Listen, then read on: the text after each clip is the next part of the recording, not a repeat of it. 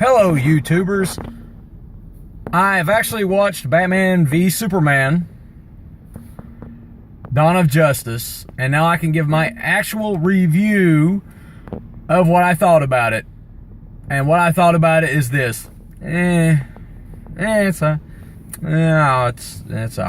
This is going to be very spoiler heavy. Which, I mean, really, if you watch the trailer, you got most of the spoilers out of the trailer anyway. This is going to be very spoiler heavy, so if you don't want to see any spoilers, hopefully you didn't watch... Well, actually, if you watch my other videos, they're not really spoiler, they're just reviews of reviews. This is my actual review of it. It wasn't a great movie. It wasn't a horrible movie, but it wasn't a great movie. Thing about it is Zack Snyder has a very specific direction whenever he does movies, and it's usually grim, dark, gritty, murderous kind of shit. It's a big spectacle. His is visual spectacle is what his movies are. And this movie was no different. There were some things I was okay with, some things I wasn't okay with. A lot of the plot points missed what they really should have been. There's a lot of the story they could have left out. There's some of it they just bungled a lot of shit in this movie. I guess that's what happens when you try to put 400 pounds of shit in a 2-pound bag. And this is what this movie is. It's 400 pounds of shit in a 2-pound bag. The beginning sequence where Ben Affleck is watching Superman and Zod destroy Metropolis. Great. Loved the sequence. I thought the sequence was fantastic. Gave all the backstory you really needed for, to say, why Bruce Wayne didn't like Superman. Great beginning. Loved it. Batman himself was absolutely the best part of the whole fucking movie, except for a couple of parts of Batman. The one thing that I did not get, and I don't understand why the fuck they done that, is after Batman and Superman have their throwdown, and Superman, like I said, spoilers are going to be in this one, after Superman was like, "You're going to let him kill Martha. Why did you say that? Why did you say that?" Because it's, you know, Bruce's mom's Martha and Superman's mom's named Martha. Okay, after that, Batman goes to save her. He straight up killed a whole bunch of fucking people to do it. Once he blew up once he shot the guy with the flamethrower and the guy burst into flames and he jumped on top of Martha and saved her with his heat shielded cape or something. He says a line to her, says, "I'm one of your son's friends." You just tried to kill him in the previous scene. I don't think that declares you as his buddy yet. I don't think that makes you, "Hey, let's go down and grab a pint." I don't think it works that way. And she's like, "Oh, I kind of figured. It's the cape." Really? Really? You wrote it that way. You really wrote it that way. Stupid. You spent this entire movie, the first fucking almost 2 hours, first hour and a half to 2 hours of this movie, building up why Batman was going to take out Superman, because Superman's a fucking threat. Even if it's 1%, we have to take it as an absolute.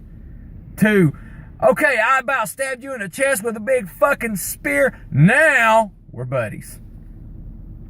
And even at the funeral scene at the end, "Well, I failed him in life. I ain't gonna fail him in death." Buddy, you don't even know the fucking cat. What the hell was the deal with that writing? Jesse Eisenberg. There were certain scenes of brilliance. There were certain really good scenes with Lex Luthor that I actually kind of liked the Lex Luthor character a little bit. However, his motivations were non-existent. Like, nobody knows what the fuck he was after. Two big problems with him. One, nobody knows what his motivations was. The second reason is he was a little bit too much like the Joker. They tried to build him too much like the Joker. It's like at the end when Batman comes and says, "Oh, whatever he says to him," and he fucking, you know, he's like, "He's coming, ding, ding, ding, ding, ding, ding, ding." I know dinner bell is what he's representing, but, you know, even then, it's like, I don't know. There's just something wrong with some of the crazy shit that they done with him. Now, certain scenes really worked well with him. Like when he was having his party where Bruce Wayne and Clark Kent met, the scene where he was up on stage and he went off on a tangent, and you could tell it was what he was really thinking. That was brilliant. That was great. Showed a little bit of crazy in the character, but not all the way crazy. Batman was the best part of it. I love the Batmobile in it. I love the Batwing in it. Those two things were fantastically done. Wonder Woman, she was okay. The fight scenes was all right, and look, if you're going into this movie expecting like the greatest superhero epic of all time, you're screwed. You're just screwed. I know fanboys are absolutely, oh, Batman, Superman, I don't care. If you're going in with the expectations that this movie is going to be the best movie ever made, nothing is going to change your opinion on it. If you like Man of Steel, you'll love this too, because it's the same fucking movie. It's the same fucking disaster over and over again.